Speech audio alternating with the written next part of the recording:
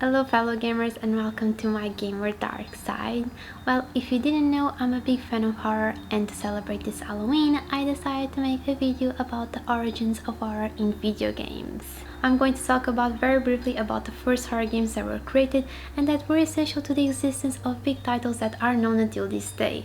So don't expect to see games like Resident Evil, Silent Hill or Fatal Frame on my list.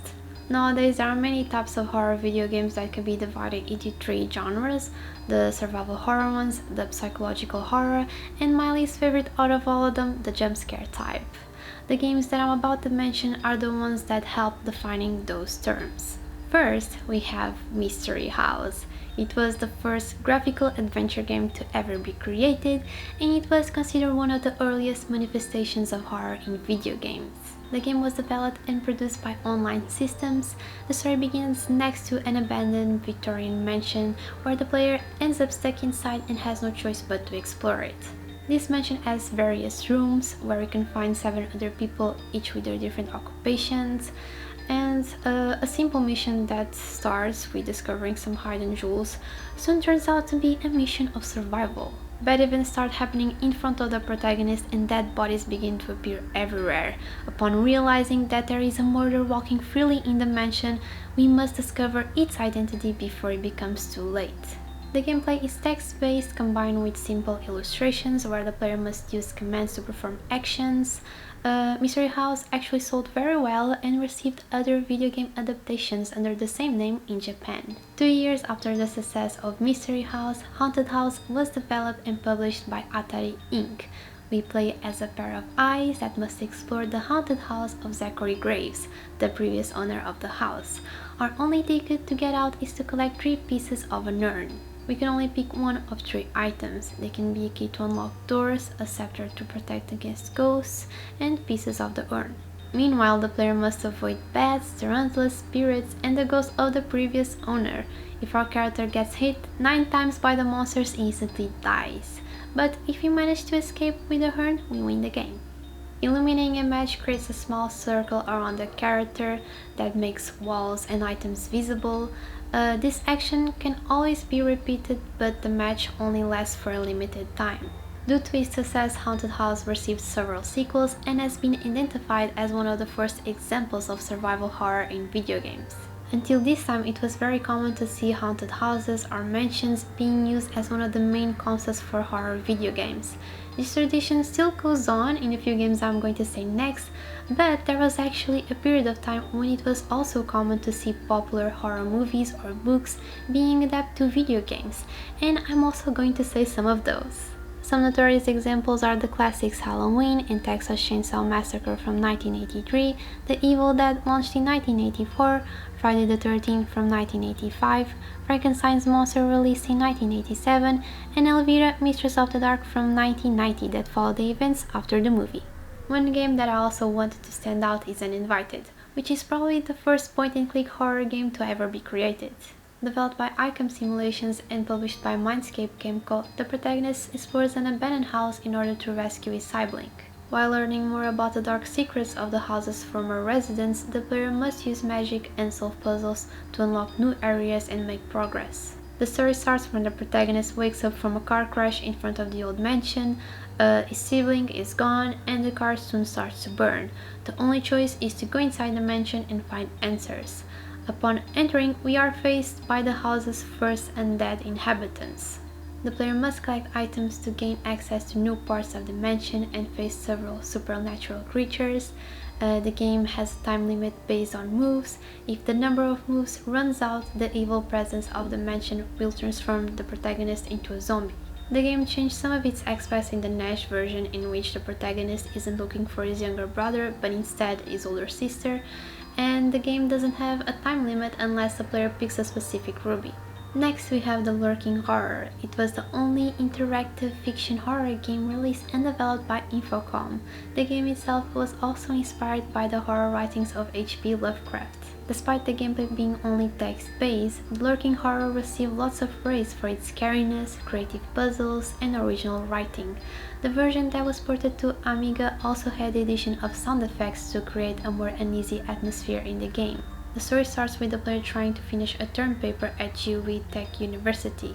Facing a snowstorm to reach the school's computer lab and work on the report, it then discovers that the document is corrupted. With help of a mysterious hacker, we learn that the file has been partially overwritten, so there is a chance that we can get it back. What starts as a simple quest to recover the term paper transforms into a dangerous mission that may reveal a powerful evil lurking in a university. With the snowstorm growing stronger, the protagonist must now cross the campus to get back the term paper's data. The university grounds are empty and full of snow, making some paths blocked. The only ways that are accessible are the steam tunnels and a few small buildings. Along the way, the player faces demons, zombies, and even references to a recent campus suicide.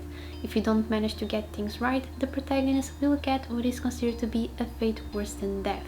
Project Firestart is a cinematic survival horror game developed by Dynamix and published by Electronic Arts. In year 2061, Agent John Hawking receives the mission to go to ship Prometheus and contact the members of Project Firestart who recently stopped communicating. Hawking is also ordered to recover all the scientific data and then destroy the ship. According to the USS, Project Firestart has been endangered and could represent a high risk to life in planet Earth. If Hawking fails the mission, the USS will trigger Prometheus' self-destruct based on the belief that Hawking has died. On board, the protagonist finds that the entire crew has been brutally murdered and that the ship is infested with all sorts of dangerous creatures. Hawking discovers that these creatures are invulnerable against his weaponry.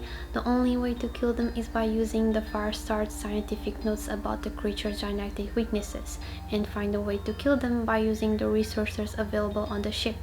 The story features multiple paths and endings that vary depending on the actions of the player. The game is a side-scrolling where the player can turn left or right and sometimes in and out of the background. The player can discover logs and journals that provide some backstory about the genetic project. At that time, this was a revolutionary feature that became very common in video games nowadays. Sweet Home was developed by Capcom and is considered to be the base inspiration for the Resident Evil franchise. The premises was based on a Japanese horror movie with the same name. A team of 5 filmmakers go to explore an old mansion in hopes of discovering the paintings that were hidden there. Upon entering the mansion, they become trapped by a ghost of a woman and now have to face other enemies like zombies and dolls. There are a total of 5 characters that can go explore alone or in teams. They can be switched at any time. All these characters have one item that is required to complete the game. Meanwhile, there are other items that can be picked and dropped anywhere and retrieved later. Just like its famous successor, Resident Evil, Sweet Home focuses a lot on puzzle solving, inventory management, and survival horror. Later in the game, it is required to go back to certain locations and solve element keys from the puzzles. Opponents appear randomly in the mansion. We can choose to fight them or to just run away from them. Battles are in first-person perspective, and the only way to restore health is through some tonics that are hidden across rooms. Alone in the Dark is a survival horror game developed and published by Infogrames. Set during the 1920s in Louisiana, the player must guide the character out of a haunted mansion by solving puzzles and surpassing various monsters. During the game, we can collect and use weapons, manage a wave-based inventory, and explore a non-linear map. The only time the game is linear is when we explore the caverns that are beneath the house. Alone in the Dark is considered to be an influential title by being the first 3D horror game ever created. This turned out to be a huge inspiration for big franchises like Resident Evil and Silent Hill. Over the years, Alone in the Dark also had 4 more sequels. Right at the start, the player can choose between a male or female protagonist, Edward Carnby or Emily Hartwood. These characters are trapped inside the haunted mansion of Derceto. They start in the attic and have to escape the mansion while being confronted by various supernatural enemies like zombies and rat-like creatures. They can defeat these creatures by their own hands or using various weapons. While some opponents can be beaten, some of them can be killed just by simply solving puzzles. While trying to escape, the player can also explore divisions to find more clues about the mansion's past. The character can search any area and push certain objects. The inventory is very limited, often items have to be discarded to make room for some more, however these items can always be retrieved later. The Seven Guests is an interactive movie puzzle game developed by Trilobite and published by Virgin Interactive Entertainment. It's one of the first computer video games to be released only on CD-ROM and was considered a killer app that accelerated the sales for the CD-ROM drives. The Seventh Guest tells the story from the perspective of the player, a character called Ego who suffers from amnesia. He uses live-action clips, pre-rendered 3D graphics, and adult content. The player explores the mansion and progresses by solving puzzles or watching video clips. This abandoned mansion belongs to Harry Stoff. He was a creator of amazing puzzles, and this house turned out to be his biggest invention.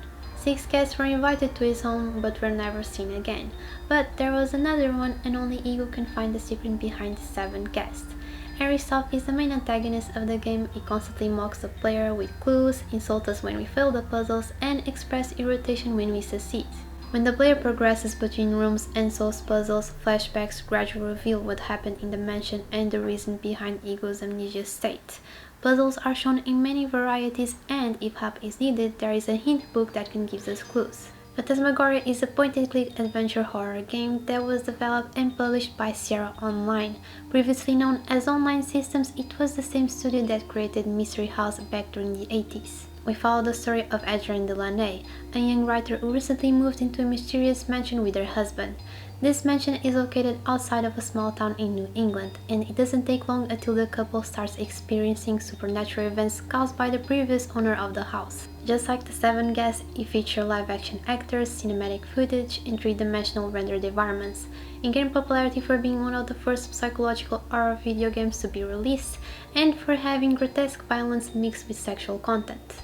The player controls Adrienne by clicking certain areas that trigger movements to explore certain places or objects. The camera angles in rooms change depending where she moves. There are a total of 4 commands that involve looking, picking an item, using an item, or walking. The cursor is an arrow that turns red when it passes an area where it can perform an action. Adrienne can only bring 8 items in the inventory at once. A chapter gauge helps the player to see how much progress remains in each chapter, and a red skull can be clicked to give several hints along the game. Now to the final one. Clock Tower is a survival horror point-and-click game that was developed and published by Human Entertainment. We play as Jennifer Simpson, an orphan young girl that was adopted by the Barrows family together with other orphans. Shortly after arriving at the family's manor known as Clock Tower, one of the children ends up being assassinated by a scissors man. Jennifer must then discover a way to escape the mansion while evading the scissors man's attacks. This game is considered to be a predecessor to other horror video games and to the survival horror genre, spawning 2 more sequels. Clock Tower is a 2D adventure game that gives player the cursor to control Jennifer's actions. Several of the game's character graphics were digitized from real photos, and Jennifer's movements were also constructed from a real woman that acted out the scenes. Stamina is a crucial part of the game. It runs out if Jennifer walks or runs, but it can be retrieved later when she sits down.